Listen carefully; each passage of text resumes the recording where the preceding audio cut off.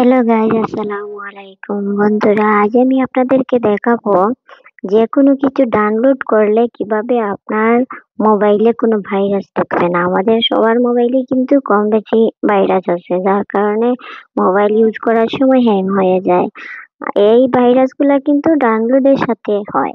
আমরা যখন কোনো কিছু ডাউনলোড করি তখন কিন্তু এই ভাইরাসগুলা মোবাইলে ঢুকে। তো কিভাবে সেটা অফ করবেন আমি আজ আপনাদেরকে সেটাই দেখাচ্ছি। প্রথমে আমি আমার ক্রোম ব্রাউজারে যাব।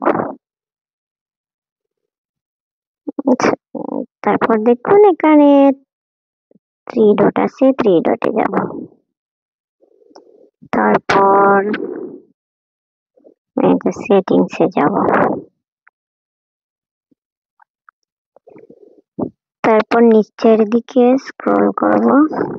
এখানে লেখা আছে সাইড সেটিংস। আমি সাইড সেটিংসে ক্লিক করলাম। তারপর নিচের দিকে যাব।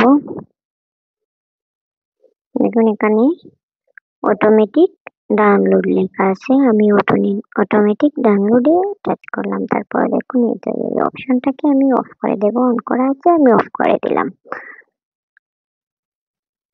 এইটা অফ করে দিলাম। এখন আপনি যা ইচ্ছা ডাউনলোড করতে পারবেন, তবে কোনো বাজে অ্যাপস অথবা বাজে ফাইল আপনার মোবাইলে আসবে না। তাতে করে আপনার মোবাইলটা ফ্রেশ থাকবে, কখনো ভাইরাস ঢুকবে না, হ্যাং হবে না।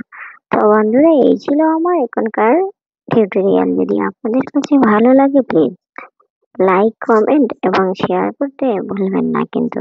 আবারও সবাইকে অনেক অনেক ধন্যবাদ এতক্ষণ আমার ভিডিওটা মনোযোগ সহকারে দেখার জন্য।